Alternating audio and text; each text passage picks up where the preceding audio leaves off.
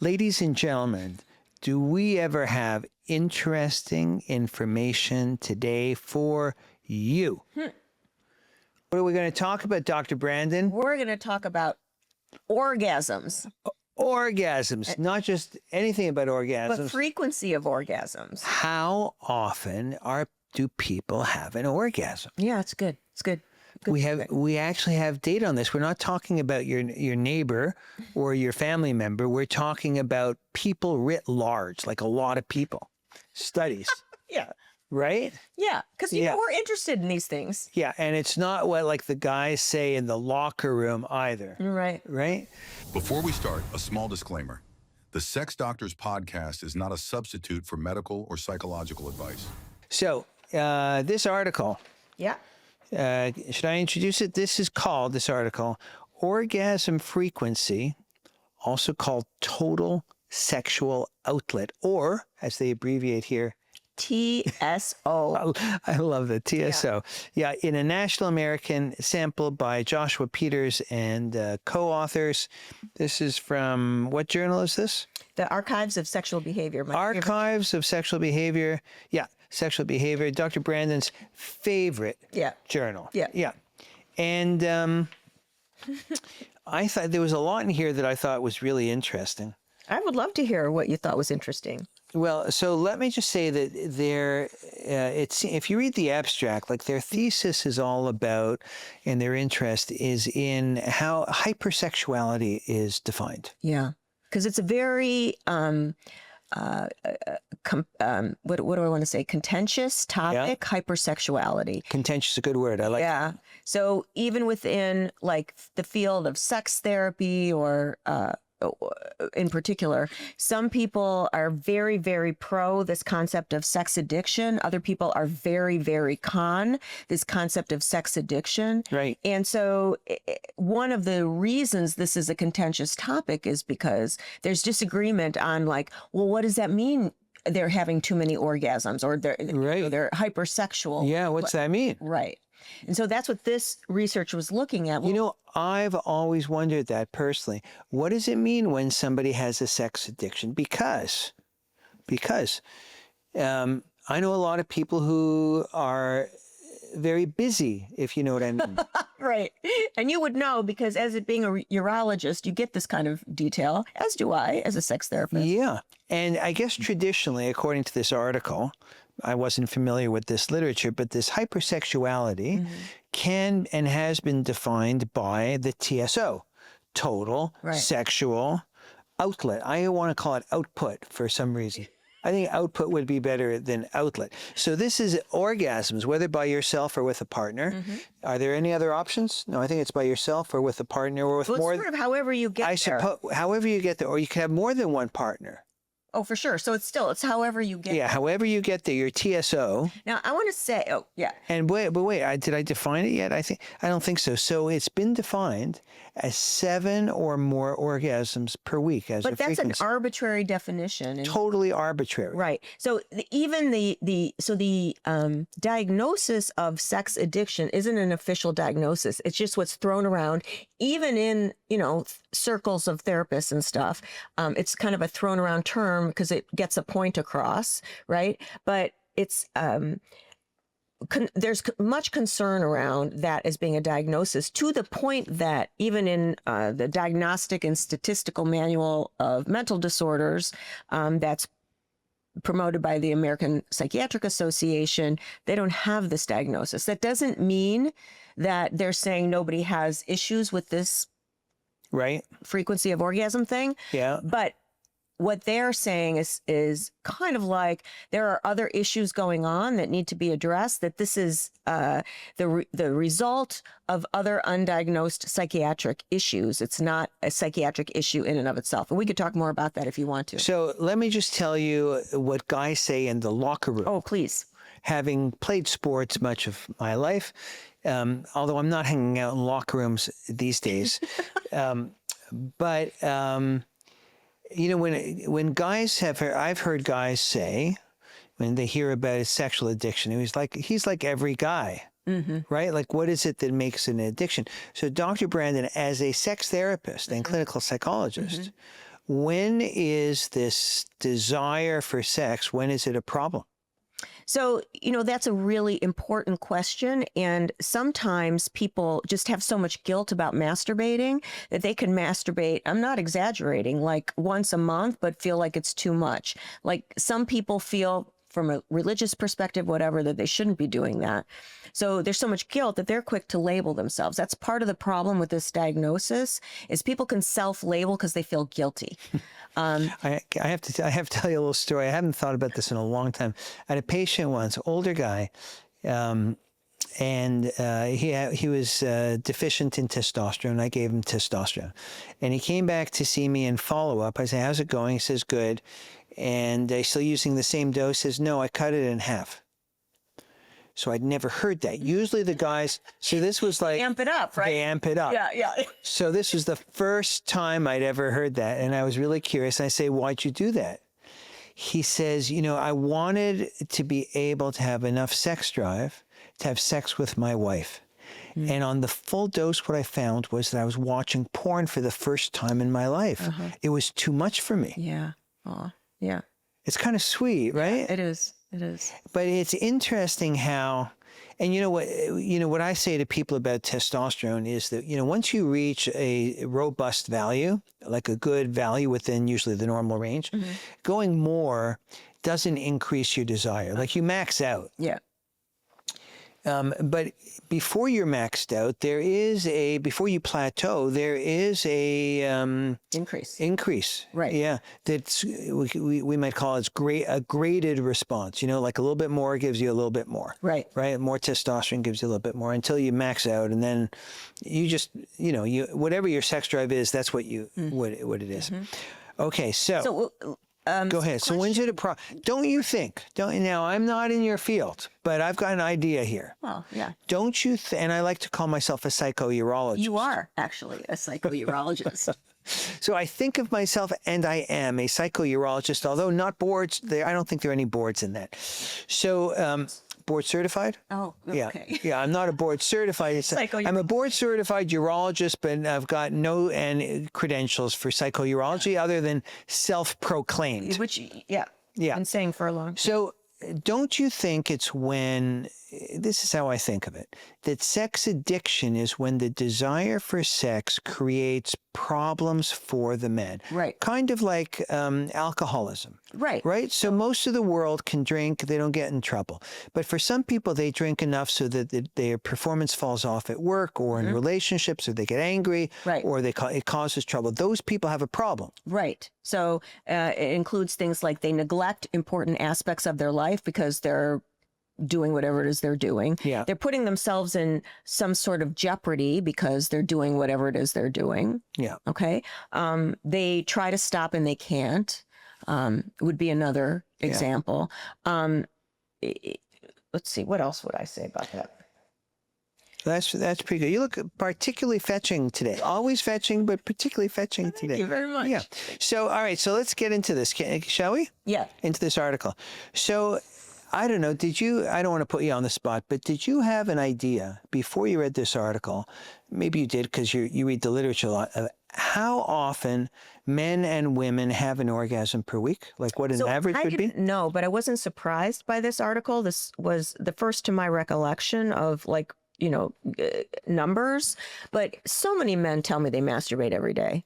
Like I just hear that all the time. So right. I just sort of figured. And can I just add, so remember, they're starting this article with the arbitrary but somewhat established idea that 7 or more times a week, which is once a day or more, is hypersexuality. Well, these authors are not saying that, but what they're recognizing is that is something being said. And you know what I should say is there's a lot of bad research out there online about this concept of sex addiction.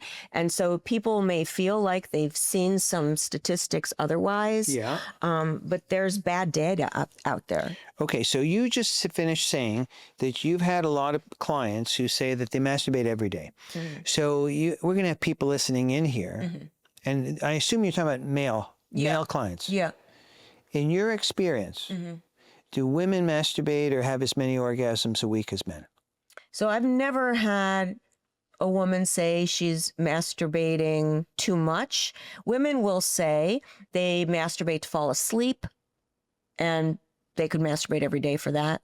But we're talking about sex difference. I'm trying to put you on the spot here, Dr. Brandon, because this can get tricky, right? Some people think men and women are the same. But Right. do we think that? No, we We don't. do not. No, we don't think that. No, we value both sexes.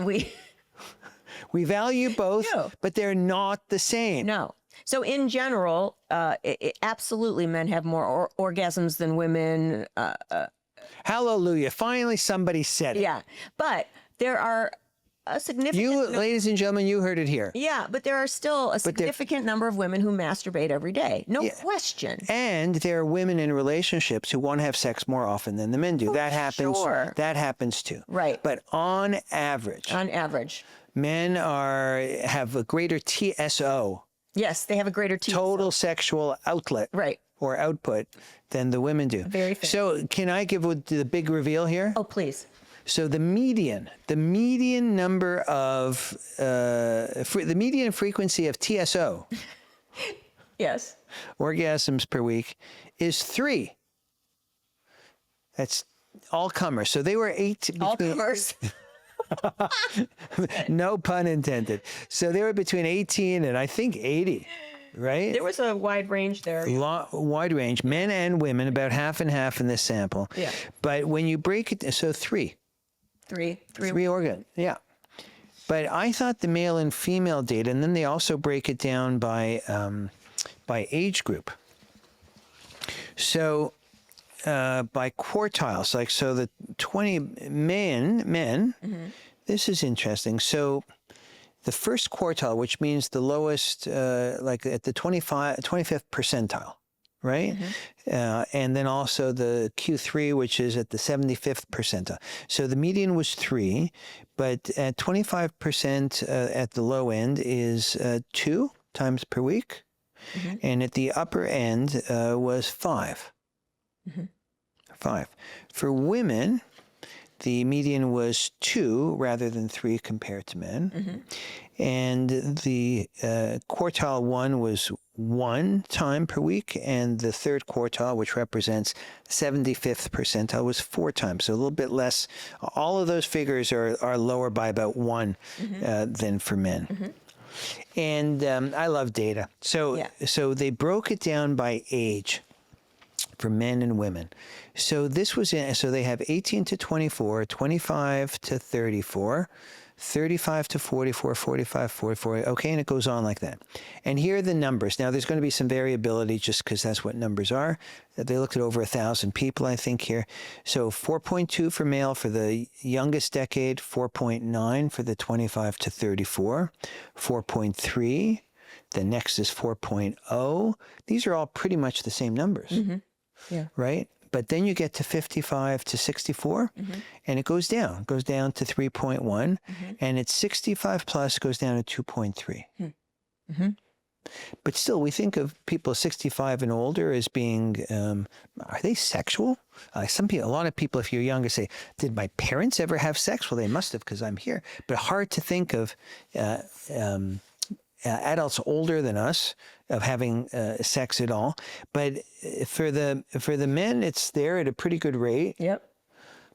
Until they hit 55, and you see the decline. And I would almost guarantee you, I'd bet my last dollar that is, some of that is a decline in testosterone. Yeah. And medication related, some of these people go on medication, some of the high blood pressure medications drop libido, right, SSRIs with depression, but also testosterone levels. Now, you want to hear the numbers for women? Yep. So again, this is sort of almost by decade, starting at 18, 2.5, 2.5, 2.6, 2.7. Actually going up just a teeny little bit at 45 to 54. That's the highest values. Excuse me, for women. And then it drops to 1.6 and 1.7. Of course, women go through menopause. Yeah. And it's unlikely that a high percentage of women in this sample were on hormone therapy. And, and even so, even if they were on hormone therapy, they probably weren't on testosterone, which is sort of the drive hormone. So, so there's that. Yeah, So listen, so here's the thing. If you're a guy, the average frequency for guys for ejaculations, given all ages, all adults, is 3 times a week. 3 times a week. If you're a woman, average is 2 times a week. And there's, pretty big, pretty sizable variability. Now, let's talk about hypersexuality. Right. Or at least that business of more than, 7 times a week or more. So daily is what we're talking about. Daily or more than daily. So, if it was hypersexuality, I would think that would be a small number. Right? Yeah. You say, oh, hypersexuality is a thing. Well, you wouldn't want a thing like a diagnosis or a condition to affect half the population. That would be weird. That means you've got it completely wrong. But guess what? What? It wasn't so unusual here. Guess who had more of this 7+ times a week, TSO? Men or women? Men. Men. So the numbers were for men. Again, it varied by age. I don't see it without it, but it varied. So until they hit 54, it's all about 20%. About 20% of guys have an orgasm a day. Right, or more. Yeah. Which is, you know what, I just want to say, really kind of like worth contemplating, because I still get a lot of people, men and women in my office, who have some like negative reaction to masturbating. And I often will ask people like, when do you masturbate? Or, and people feel funny about acknowledging it in front of their partner. Right. And I mean, there's just a lot of baggage around this concept, but it's a common thing. Right. When I started in sexual medicine and I knew nothing, and all of a sudden I'm a freshly minted urologist, I'm specializing, whatever that meant at the time. It wasn't, we didn't have fellowships in this yet, in sexual medicine. And so these people, I was 31, 32 or something. And, these people with so much more world experience than me are coming in, and I'm supposed to help them. But I knew some things, and it was the time when, guys would come in with erectile dysfunction or impotence, we called it at the beginning. And of course, if you're able to get a good erection on your own, but you've got a problem when you're with a partner, then we think of that as a psychogenic problem, right? Psychological, you're nervous, anxious. Doesn't mean you're messed up. It just means you've got a little bit of anxiety. Right. Right? So, because there's no pressure if you're on your own. And so I wanted to get at that question about whether the erections were better on their own. And I thought I was being smart by asking them the introductory question to introduce the subject. Do you masturbate? Thinking that you were just going to people are just going to say yes. And Now, this is the 1980s. Let me tell you, people hated that question. Yeah, they do. And all I really wanted to do was, if they said yes, which I assumed they were going to say yes, is that, because I didn't have a judgment about it, I was going to say, when you masturbate, is your erection is stronger? your erection better? Right. And people did not want to be identified as a masturbator. They still don't. People don't like to be identified that. They want to be a sexual stud, but that usually means, or a sexual human being, but with a partner. Yeah. So, all right. So the men are at about 20% until in the 50s. Of daily masturbation. 20% of guys. Yeah. Females, 5% roughly. So it's still there. Yeah. But 1 out of 5% is 1 out of 20. 20% is 1 out of 5. That's my math. Thank skills coming to the fore. Which are extraordinary.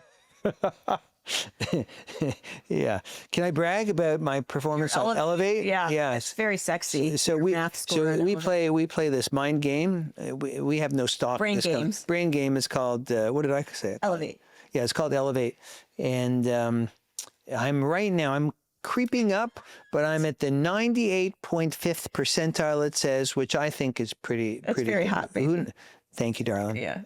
Yeah. All right. So I think that's all I had to say about this. What did you have? So I just think it's important information. That's why I wanted us to talk about it, because people do have a lot of concerns about frequency of masturbation. Right. So I would say a couple of things. If you're concerned in particular about your porn use, because those go hand in hand, so often. People tend to masturbate with porn. Right. And so then they get concerned about how much they're masturbating, how much they're watching porn. What research is seeming to show is what is a more important variable in terms of whether it's a problem is how long you're on the site. If you're on the site, if you're on the porn site, On a porn site. if you're masturbating like 6 hours a day and you're not getting anything else done in your life, it's Problem. That's probably a problem. That's a problem. But if you're on the site, I think a typical amount of time on a porn site is like 7 minutes or something for US guys. I don't remember that. Pornhub has data on how long Yeah. every country masturbates. Like, Yeah. it's really funny. Well, probably guys sign off once they've done the deed. Right. So anyway, so if you're on the site every day for 7 minutes, like that's pretty typical. If you find that you're on the site for extended amounts of time during the day, that's more likely to be an issue. So this is great. So let me ask you as a sex therapist. So if a guy comes in and you have him as a client, or maybe his wife brings him in, and his use of porn, let's say, is interfering with life. Like he's spending way too much time. He's like missing appointments, not answering his phone, right? Work calls and whatever. How do you help them? So very typically, what's going on for that guy is undiagnosed something. Undiagnosed something. Yeah. That's very specific. Yeah. So, which is why there's a hesitancy to embrace this concept of porn addiction universally, because oftentimes when that's going on for a guy, if he's masturbating a lot to the point that it's making trouble in his life, he's got an undiagnosed mood disorder coupled with problems in his relationship, coupled with undiagnosed ADD. Like these guys are often very complex with undiagnosed stuff. And, masturbation can start to take different roles for people in their life. It serves different functions. And so, if you're just getting off because you're horny and you're, that's one thing. But sometimes masturbation helps people deal with negative emotion. It helps people deal with ADD and needing stimulation. It helps people, if they're feeling lonely. It's just like some people abuse food. Like people eat because they're hungry, but they also eat because they're lonely, and they eat because they're anxious and all of this, right? And if they use food in all these different ways, it can become a problem for them. Yeah. And that's kind of, I don't want to overgeneralize, but that's something to really think about. Like, right. So I would think that in many ways it could be an escape from something else happening in their lives, right? Whether it's sadness or stress or difficulty, easier to go somewhere where the imagery and whatever takes over your brain. You don't have You don't have to basically think. Correct. Yeah. Listen, there's times that I've got this voice. I don't know if you have this, but I have a voice in my head that talks to me all day long. She's a pain in my ass. Mine's a pain in the ass too. She's like, I'm like, shut the fuck up. Exactly right. So sometimes that voice can be a real downer. Right. Yeah. And so watching porn can get you away from that voice. Gets you out of that. For sure. Yeah. Right. But then what happens if it's a problem is then it feeds that voice and gives that voice one more thing to pester you about. But keep in mind, people can feel like they're overusing porn when it's really more about feeling guilty. And that's really what's worth exploring in therapy, So I think that's really helpful, I think. So, just wrapping up here, like with this article. Yeah. So I think that this idea that 7 or more times a week is too much. Too many people are doing it, especially the males. Like that's not an indication of hypersexuality. We don't have 20% of the male population being hypersexual. Right. So that's not good. On the other hand, the other thing that I think is useful for people watching and listening is that we've tried to give you here some information about what's normal. Mm-hmm. I think one of the biggest things I ever did in the office was to normalize things for people, tell them that they weren't weird, because most people aren't, but they have these ideas that they're weird, right? Too much, too little. So there's a wide range of how that's typical. But if you're looking for the average, it's 3 orgasms a week for the men, 2 a week for the women. As men and women get beyond their 40s and 50s, the numbers go down some. And I would just add, because testosterone is my favorite topic, that men who have an urge to masturbate, or their TSO, is less than once per week, Yeah. I think there's something that's going on. They're probably low in T. They're either low on T or they're on a med that's blocking things, or they might be depressed, something like that. But often, if you're not depressed and you're not on any, on much in the way of medications, get your testosterone checked. Right. Yeah, that's what I would say. Absolutely. Dr. Brandon, it's so good to go through the literature with you, Yes. to hang out with you. This was the primary reason I wanted to do these podcasts, is to talk about the literature with you. Well, it's so much fun for me. Well, Literature or no literature. And but I have a question for you. okay. What should our listeners do if they don't want to miss any of our content? Yeah. Oh, they've heard it before? So they should subscribe. Subscribe. Yeah. Subscribe. We not only want to see you, we're hoping you want to see us. Yeah. And if you don't want to miss any of our delightful, exciting content, then the only way to do it is subscribe. That's right. All right. Well, that's it. This thus ends another episode of The Sex Doctors. You can find us at thesexdoctorspodcast.com. You can find all of our episodes, and we hope to see you again at our next episode. Yes, we do. Bye-bye. Bye-bye.